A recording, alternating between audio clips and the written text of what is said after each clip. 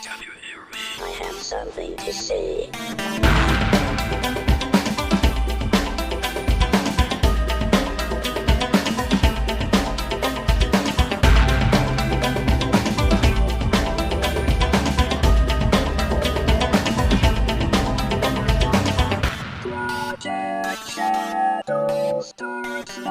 Hello everybody, and welcome to this episode of Project Shadow. My name's Charlie. You might know me better as sci-fi fantasy writer C.E. Dorset. And I'm feeling a little nostalgic today. I've kind of been feeling nostalgic this week, if you can't tell from some of the episodes that I've done.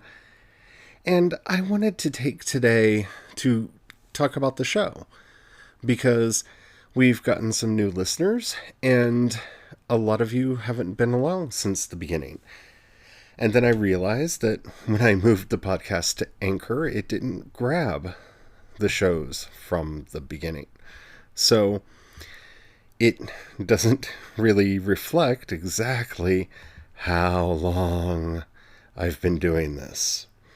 So I actually wanted to just take a moment and kind of wax, nostalgic about what this podcast is, where it came from, and everything. So, first of all, the podcast got its start on August 7th, 2007. So I've been doing this for quite some time, and there have been some breaks in there, and for those of you who have been with me for a long time, you know that. And those were, burnout and other problems that came along with, well, trying to do way too much all by myself. And I've learned over the years not to do that, because that was a bad idea. When I started this podcasts were kind of new. Like, I actually recorded one episode prior to the official launch of the podcast, and it has since disappeared. I don't think I have a copy of it. If I do, I will definitely put it up on the feed, because I am putting up some of the old episodes with their terrible, terrible audio quality. So if you go back and listen to any of the archives that I'm putting up, be prepared for that, because there's some horrible, horrible sound in them. But I didn't know what I was doing. I don't think anybody really knew what they were doing. But I was so excited about the idea of being able to talk to people all around the world, and to have a show where I could talk about what was interesting to me and what was important to me. So let's just kind of do some frequently asked questions. So where does the name Project Shadow come from? Project Shadow has been the name of my website, blog, forever. I registered it for the first time, I believe, in the year 2000. And I picked the name because people, for some reason, have a hard time spelling my name, which is C.E. Dorset, and there's 2 T's at the end. And I do own cedorset.com, and it points at projectshadow.com. But people had a hard time spelling my name when I would say go to my website. And I wanted something that was easy to spell. And I was in Oakland, where I lived at the time. And just to be quite honest about it, I was listening to music, and a song came on by a band called Shadow Project that I absolutely loved. And I was listening to it, and I thought, Shadow Project, that's close. And then I thought, Project Shadow, well, that sounds kind of cool. And I thought about it for a while, and I sat down and I drew, just out of nowhere, the original logo for projectshadow.com, which a version of it I'm still using, the dragon.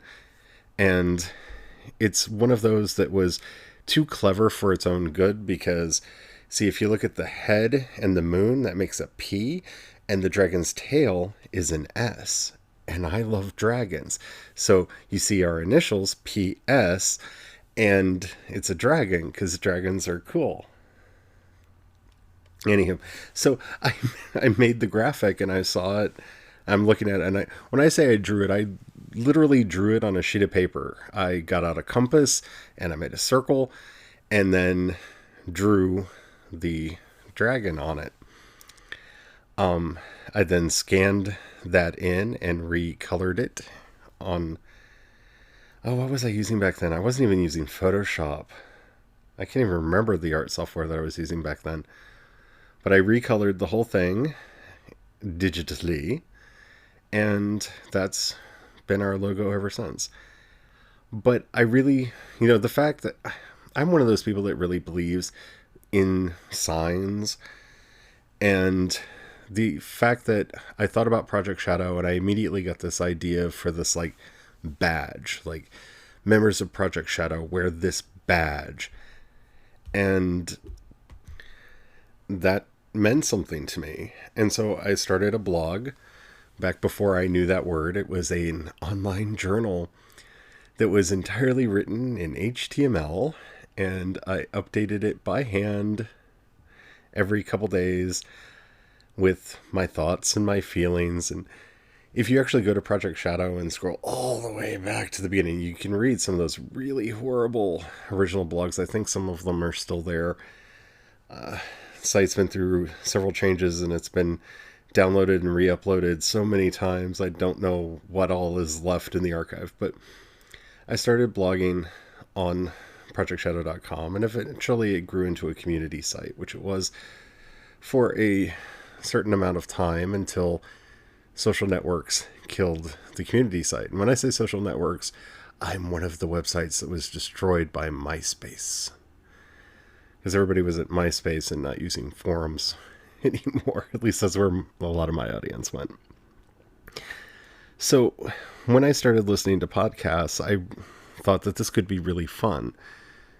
See, I always wanted to have a career in radio. That was something that I really enjoyed. When I was a kid, I don't know how she'll feel about me telling this story, but it's true, and everybody knows. My sister was dating a DJ at the local rock station back when those were still a thing.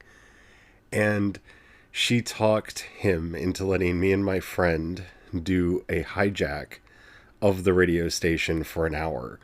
So we got to go in with him and sit in the booth with the microphones and the headphones. And I would have been probably in fifth, sixth grade, somewhere in there. And me and a friend of mine got to go on the radio and be DJs for a while. And we bantered, as good as kids can banter. And I keep hoping that I'll open an old box, because we recorded it on cassette way back in the day. But I loved it. I thought it was the coolest thing ever. And for a while, I thought that one day I would have a career in radio. But of course, as I saw what was happening with radio, and my interests changed over time, and I thought that I was going to be a translator, because languages have always been a deep love of mine. That kind of drifted away. But when I saw podcasting and this idea that I could put audio out into the world and share it with people and actually have this wonderful experience of talking to people, I couldn't pass it up, even though it terrified me. And if you go back and listen to that very first episode, which is now on the feed, I'm probably going to be putting some of the other old episodes up over time. But that very first episode is now up there, and you can hear my voice shaking. You can hear my voice trembling. You can almost hear my heart beating, even though the audio quality is so bad. I used a company named TalkShoe to record the earliest episodes of the show, which was awesome because it really let me live my dream of being on the radio, because you could do call-ins and we had a live chat audience, which I really miss when I record. And it was so much fun, even though it terrified me. I mean, it scared me so much to do. But when I was done, the thrill, that's when the thrill hit. And people started listening to it, and I started having conversations with people, and I've actually met some friends that I still have today through that original early incarnation of the podcast. And of course, back then, it was a news podcast, which is one of the reasons why I'm not so, rushed to get the old episodes back up. Because, if you really want to know what was going on in sci-fi in 2007, there's that. But, there's not, we hadn't developed this idea that we would talk about just things. And so, a couple episodes in, my husband joined me on the podcast. And for a couple of years, we did the podcast together alongside running a community site and a blog network. And I was writing fiction full time and well, that's just a serious amount of crazy to try to all juggle at once. But, no matter what happened throughout the years, I've not been able to stop doing the podcast. Even when, I had my really bad depressive break a couple of years ago and really couldn't do anything for an extended period of time and just kind of broke down as a human, I wanted to do a podcast. And I'm getting emotional because this is when Anchor entered my life. I'm jumping ahead a lot in the story because, the rest of it was just we kind of did the show.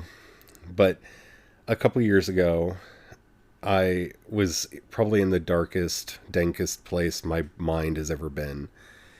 And I really couldn't see a way forward.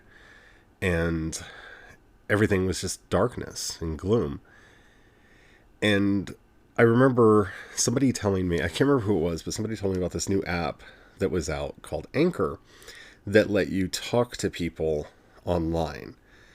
And when they originally launched Anchor, it was a social network. So unlike what it is now, back then you would post like an audio bite, like you would have like on Twitter.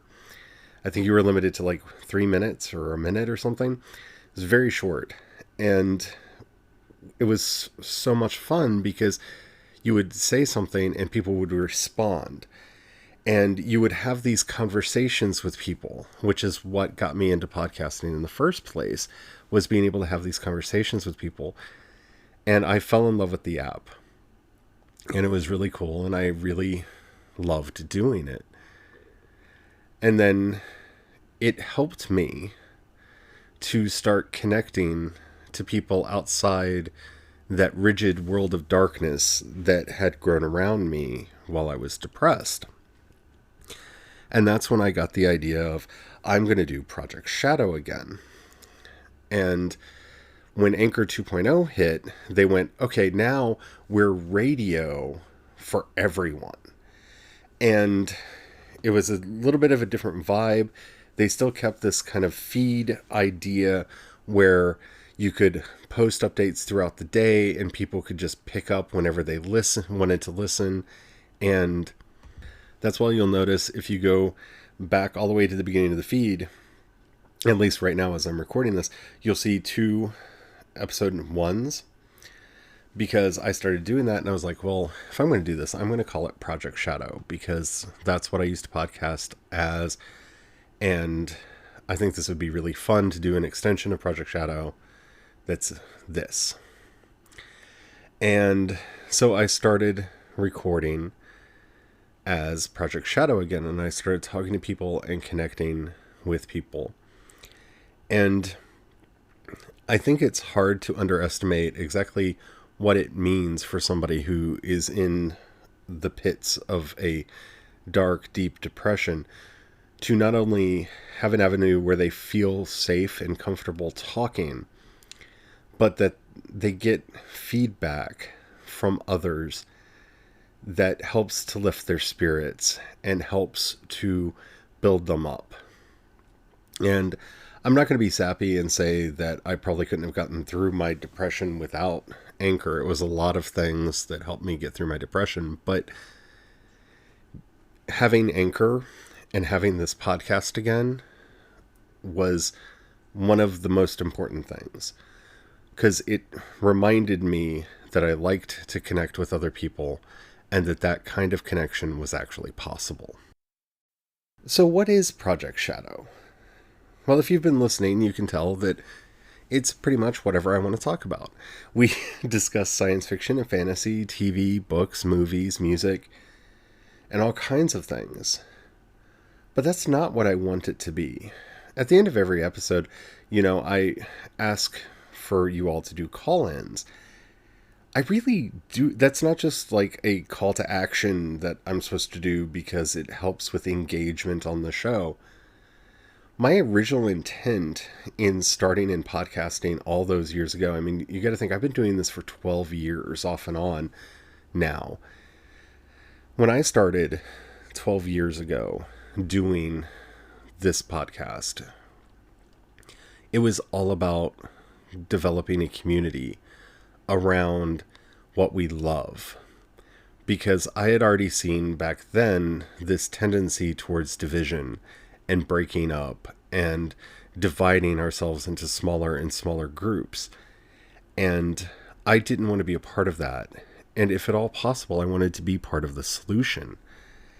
And that's what Project Shadow is for me. We are people, and I can only speak for myself here, but, I am somebody who speaks from that shadow, who speaks from that darkness on the inside of me, and tries to find humor and light and empowerment in it. I am somebody who wants to find things that I love and enjoy and talk about how great they are and why you should like them too. And if I've got a question or an idea, just to share them and have that conversation. Because I don't want to spend my time talking about stuff that I hate or that I don't like or that wasn't good. And you can hear that on the episodes of review shows that I do for something that I watched or read that I didn't like. Because I don't like talking about things that I don't like. Because life's short. And I don't have the time to be that grumpy butt that just doesn't enjoy themselves. And I don't find enjoyment in tearing things down. I would much rather build and grow and develop things. And so to me, that's what Project Shadow is. It's living in this world that so often lacks any brilliance, any light that's easy to see, and where it's so easy to get down and feel broken and feel alone. But we can make our own light. We can tell our own stories. We can connect with each other. And it's a hard thing to do because, honestly, it's much easier to grow an audience off of hate and anger and vitriol and controversy than it is to talk about the stuff that you like. If I was a smart podcaster, I would try to be more controversial, and I would try to go out there and say things that I know would nerk people off and make them want to come after me. But that's not the life that I want to live. And if you're listening to me, I don't think that's the life that you want to live. The whole point of me doing this podcast is to connect with other people and share the things that I love. I mean, that's what I'm doing right now. I'm talking about my love of podcasting because it's such a wonderful thing to be able to sit here every day and have a conversation with you. Even if I don't get to see you and I don't get to hear back from you. Though sometimes I do. Because if I've learned anything in my life, it's that community is the most important thing. Community is not just what holds us together, but it's what gives us the strength to keep moving when you feel like all else is lost. And I actually get that from, growing up, LGBT like I did, because, When I came out in high school, I was the only out kid in my high school. I wasn't the only gay kid there, but I was definitely the only out kid there. And I took a lot of heat for that. And if it wasn't for, the community that I found outside of there, that and in there as well, that helped me develop some sense of who I am and what it is I want to do and how I want to live my life, I don't know what I would have had. And so for me, I don't use the word community lightly, and I kind of get offended when I see people using that word like you see them doing nowadays, where it's kind of just a fad. It's another one of those internet fads, like you got to have a community and hello community and we're a community. And no, a lot of those people that say that, you see how they act towards people. And no, what you have is a following, and you feed your ego off of that following. And that's not the same thing as community. See, in a community, there may be spokesmen or women or, people that stand up for it, but they're not really leaders. They're part of it. And you can always tell when somebody is actually a part of a community and when they're just wanting to lead a horde of followers, can't you? And in this present day and age that we live in, where we have congressmen suing social media networks and users because somebody makes a parody account as his cow, and vitriol seems to be the way that everything's going,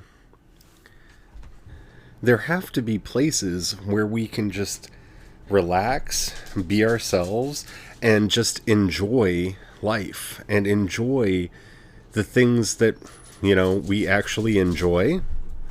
That seems like such a strange thing, but it's getting hard for me to find podcasts that I want to listen to. And if you have some that you want to share with me, please do, because I love to listen to all kinds of stuff. But so much has just gotten into this world of, let me tell you what's technically wrong with this, or why I don't like this, or why I don't like it, or why I hate it, and ... And that's just a sad place to be. That's a sad world to live in.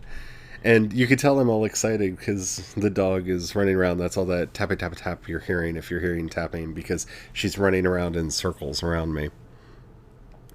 But, we need to have places where we can just be together and talk about the things that we like and why we like them. And, I don't know, have breathing space where we can talk about things that we want. This is such a hard thing for me to talk about, because you can ask anybody that knows me. I am not an optimist. I am not one of those people that has a positive Pollyanna sense of the world.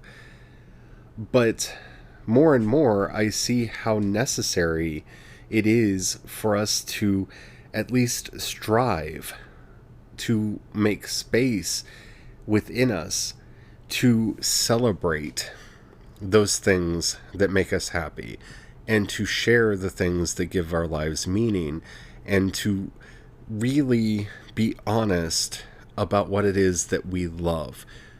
Because I'll tell you right now, while what people hate defines them against something, it never tells you who they are. It only tells you who they don't want to be. When you hear people talk about what they love, what moves them, what gives them strength, what gives them courage, what fills them with joy, then you know who that person is. Because the things that we love and the things that we seek after are the things that we either see in ourselves or want to see in ourselves. And it's that honesty and vulnerability that comes from talking about what it is that you like and what you enjoy that makes it so hard to do. It's easy to be critical because it's safe.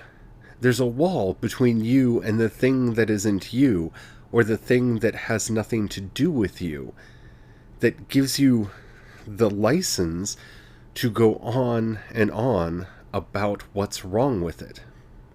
But when you have to talk about what you like, those things that are close to you, that is a kind of vulnerability that most of us are uncomfortable with, and that most people, especially in this internet age, have chosen to ignore. Because it's easier, it's so much easier to go the other way and to turn to the dark side. Quicker, easier, more seductive the dark side is. See, everything you need to know in life you can learn from Star Wars. And that's not even like an overstatement. It's true. So that's what Project Shadow is. And that's what I'm trying to do here.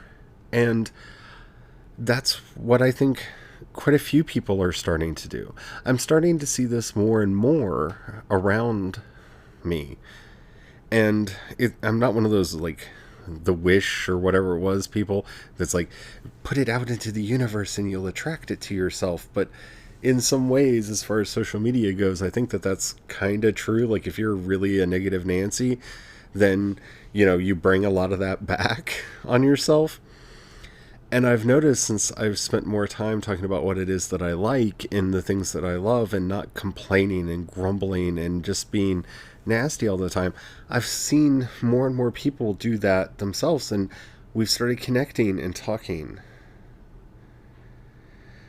And that's what I think all of us need to do, because that is the heart of Project Shadow.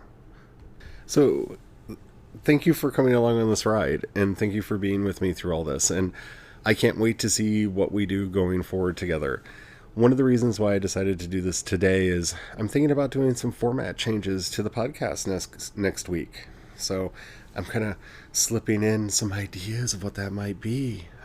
Woo! Don't worry, I'm still going to do the Star Trek thing on Monday if they do an episode this week, and I think they're doing an episode this week. They're supposed to do an episode this week. So don't worry about that. That's still going to happen. But other things are coming your way, I hope. Fingers crossed. Anywho, if you like this episode, and the app that you are listening to me on allows you to rate either this episode or the podcast itself, please do so.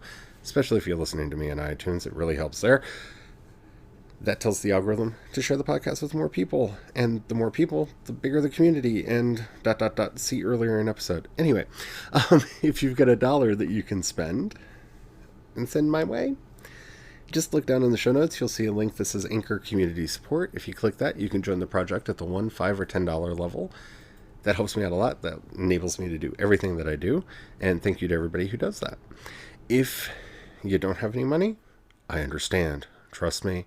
I'm there with you. I feel your pain. I really do. But if you know anybody you think would like this podcast, you could share it with them. That helps out a lot. Or, you could contact me either on Twitter. I'm CE Dorset over there. Or you could download the Anchor app at anchor.fm.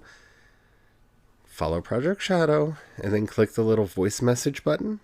Keep it clean. It can be up to a 1-minute message. Be a question, a comment, or a topic you'd like to hear me discuss on the show. And hey, I'll use it. I really do mean it when I say I want this to be our podcast. If you want to know any of the other things that I'm doing, just head over to projectshadow.com. You'll find links to everything right there. Until next time, don't forget, have the fun,